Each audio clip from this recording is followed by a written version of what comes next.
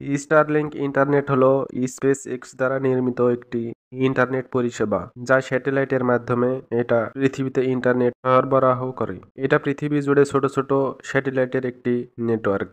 এই ইন্টারনেটের সুবিধা হলো এই স্যাটেলাইটগুলো কম উচ্চতার কক্ষপথে স্থাপন করা হয়েছে যা দ্রুত ডেটা ট্রান্সমিশন নিশ্চিত করে। এই কারণে এই ইন্টারনেট খুবই দ্রুত কাজ করতে পারে, যা অনলাইন কাজের জন্য খুবই উপযুক্ত। এটি প্রত্যন্ত অঞ্চলে দ্রুতগতির ইন্টারনেট সংযোগ দিতে সক্ষম, যেখানে প্রচলিত ব্রডব্যান্ড পরিষেবা পৌঁছানো কঠিন।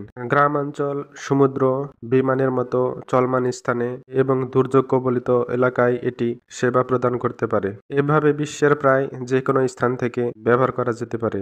এই ইন্টারনেটে কোনো রাষ্ট্রীয় হস্তক্ষেপ থাকে না। বর্তমানে এর ব্যবহার খরচ তুলনামূলকভাবে বেশি। প্রাথমিক সেটআপ খরচটাও বেশি। স্যাটেলাইটের সংখ্যা এবং আবহাওয়ার অবস্থার উপর নির্ভর করে ইন্টারনেটের গতির পরিবর্তন হতে পারে। এই ইন্টারনেট পরিষেবা মূলত 6টি প্রধান উপাদানের উপর ভিত্তি করে কাজ করে। এগুলো হচ্ছে mobile, router, user terminal, satellite, ground station ও সার্ভার। এদের প্রতিটার একটি করে রিসিভার এবং ট্রান্সমিটার রয়েছে। মোবাইল, এটা ইন্টারনেট সংযোগের প্রথম অংশ। এটা ব্যবহারকারীর একটি ডিভাইস। মোবাইল স্ক্রিনে যে ভিডিও, ফটো, গান ও মেসেজ দেখতে পাই সেগুলোকে মোবাইল ডিজিটাল সিগন্যালে রূপান্তর করে। তারপর মোবাইল ডিজিটাল সিগন্যালকে রেডিও সিগন্যালে রূপান্তর করে। মোবাইল রেডিও তরঙ্গের মাধ্যমে রাউটারের সাথে যোগাযোগ করে, যেটাকে আমরা ওয়াইফাই বলি। রাউটার এটি একটি ডিভাইস যার সাথে অনেকগুলো মোবাইল সংযুক্ত করা যায়। কম্পিউটার, ট্যাবলেট ইত্যাদিও যুক্ত করা যায়। রাউটার তারের মাধ্যমে ইলেকট্রিক্যাল সিগন্যাল দ্বারা ইউজার টার্মিনালের সাথে যোগাযোগ করে। এই তারগুলো কোয়াক্সিয়াল কেবল বা ইথারনেট কেবলের হয়ে থাকে। ইউজার টার্মিনাল, এটা একটি বিশেষ ধরনের ডিশ অ্যান্টিনা যেটার সাথে অনেকগুলো রাউটার যুক্ত করা যায়। ইউজার টার্মিনাল রেডিও তরঙ্গের মাধ্যমে স্যাটেলাইটের সাথে যোগাযোগ করে। স্যাটেলাইট, স্পেসএক্স পৃথিবীর নিম্ন কক্ষপথে অনেকগুলো ছোট ছোট স্যাটেলাইট স্থাপন করেছে। এই স্যাটেলাইটগুলো ক্রমাগত পৃথিবীর চারপাশে ঘুরতে থাকে। এই স্যাটেলাইটগুলো একে অপরের সাথে লেজার তরঙ্গের মাধ্যমে যোগাযোগ করে থাকে। স্যাটেলাইট রেডিও তরঙ্গের মাধ্যমে গ্রাউন্ড স্টেশনের সাথে যোগাযোগ করে থাকে। গ্রাউন্ড স্টেশন, গ্রাউন্ড স্টেশন হলো পৃথিবীর ভূমিতে অবস্থিত। গ্রাউন্ড স্টেশন ব্রডব্যান্ড লাইনের মাধ্যমে সার্ভারের সাথে যোগাযোগ করে। ব্রডব্যান্ড লাইন মূলত অপটিক্যাল ফাইবার দিয়ে তৈরি, যার ভিতর দিয়ে ইনফ্রারেড তরঙ্গ সহজে চলাচল করতে পারে। সার্ভার, এটা ইন্টারনেট সংযোগের সর্বশেষ অংশ। সার্ভারের মেমোরিতে ভিডিও, গান, ফটো ও মেসেজ জমা হয়। এবার আমরা দেখব স্টারলিংক ইন্টারনেট কিভাবে কাজ করে। ধরুন আমার কোনো এক বান্ধবীর নাম তানহা। আমি ফেসবুকে মেসেজ লিখলাম, তানহা তুই কেমন আছিস?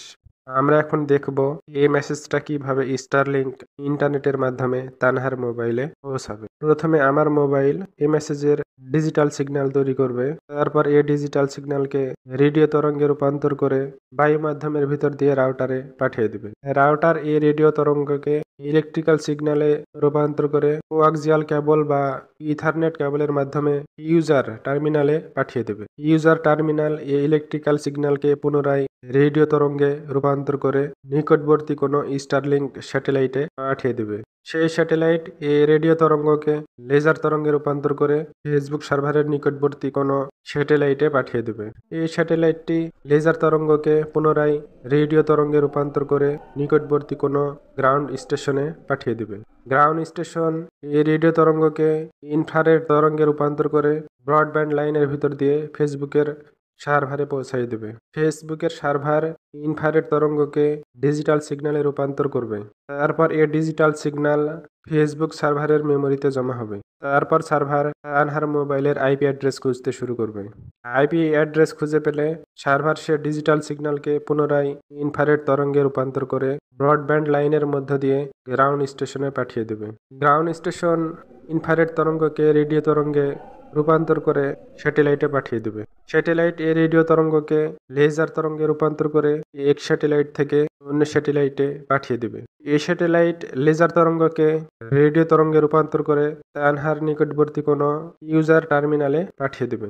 ইউজার টার্মিনাল এই রেডিও তরঙ্গকে ইলেকট্রিক্যাল সিগন্যালে রূপান্তর করে রাউটারে পাঠিয়ে দেবে। রাউটার এই ইলেকট্রিক্যাল সিগন্যালকে রেডিও তরঙ্গে রূপান্তর করে তানহার মোবাইলে পাঠিয়ে দেবে। তানহার মোবাইল রেডিও তরঙ্গকে ডিজিটাল সিগন্যালে রূপান্তর করে মোবাইল স্ক্রিনে প্রদর্শন করবে। তখন তানহা দেখতে পাবে ওই মেসেজটি, তানহা তুই কেমন আছিস। এখন সে উত্তর দিলে পূর্বের ঘটনা অনুযায়ী আবার তা আমার মোবাইলে আসবে। এভাবে চলতেই থাকবে। ধন্যবাদ সবাইকে। লাইক, শেয়ার, কমেন্ট করে পাশেই থাকবেন।